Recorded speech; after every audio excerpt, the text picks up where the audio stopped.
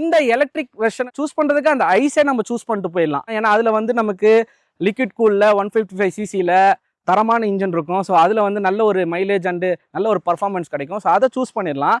But எலக்ட்ரிக்காக கொண்டு வரும்போது அதை விட கொஞ்சம் பெட்டரான ஆப்ஷனில் கொண்டு வந்திருந்தாங்கன்னா சீரியஸாக இதுக்கு நான் நல்லா சப்போர்ட் பண்ணியிருப்பேன்.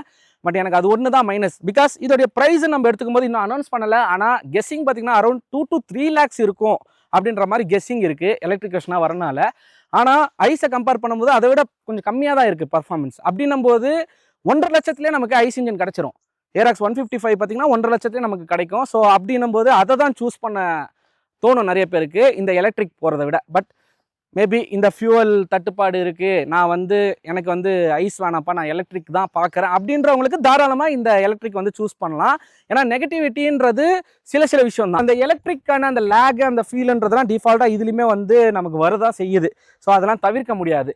பட் அந்த ஈகோ மூடாக இருக்கட்டும், ஸ்டாண்டர்ட் மூடாக இருக்கட்டும், ரொம்பவே நார்மலாக தான் இருக்குது. அது வந்து ரைட் பண்ணவே எனக்கு பிடிக்கல பர்சனலாக கேட்டிங்கன்னா. ஏன்னா இது வந்து ஒரு maxi sports scooter.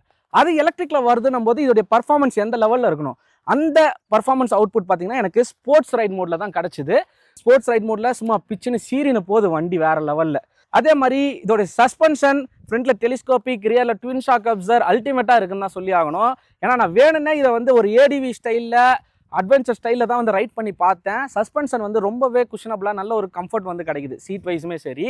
So but நமக்கு எங்கே அந்த ஒரு இஷ்யூனா அதோடைய நான் சொன்ன மாதிரி அந்த பீக் பவரை வந்து பிடிக்கிறதுல தான். நமக்கு வந்து அந்த ஸ்போர்ட்ஸ் மோடில் அவ்வளோ ஸ்பீடில் போகிறோம், அந்த ஸ்பீடு வந்து ஏன் மற்ற 2 ரேஞ்சஸ்லையும் கிடைக்கல அப்படின்றது ஒன்று. அதே மாதிரி ஸ்போர்ட்ஸ் மோடில் அந்தளவுக்கு ஸ்பீடு போகும்போது டக்குன்னு கண்ட்ரோலும் பண்ண முடியல வெஹிக்கிளை.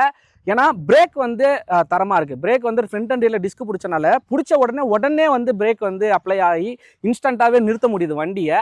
பட் கண்ட்ரோலபிலிட்டின்னு ஒன்று இருக்கும் இல்லையா, அந்த கண்ட்ரோலபிலிட்டி வந்து எனக்கு அந்த ஸ்போர்ட்ஸ் ரைட் மோடில் கொஞ்சம் குறையுதுன்னு சொல்லலாம். மற்றபடி ரைடிங்கு அந்த எக்ஸ்பீரியன்ஸ் கேட்டிங்கன்னா நின்றுட்டு கம்ஃபர்ட்டாக ஓட்ட முடியுது, உட்காந்துட்டு ஓட்ட முடியுது. மற்றபடி நமக்கு ஐஸை கம்பேர் பண்ணும்போது எல்லாமே சேமாக இருக்குது. பட் மைனஸ்ன்னு எடுத்துக்கும் போது அதோடைய அந்த ஐஸோடைய பர்ஃபார்மன்ஸ் எலக்ட்ரிக்கோட கம்பேர் பண்ணோன்னா அதை நான் உங்களுக்கு சொல்ல வேண்டிய எக்ஸ்பிளைன் பண்ணணும்னு அவசியம் இல்லை. எந்த அளவுக்கு டிஃப்ரென்ஸ் இருக்குன்னு உங்களுக்கு தெரியும். பட் எலக்ட்ரிக்கில் கொஞ்சம் கம்மி தான் ஐஸை கம்பேர் பண்ணும்போது.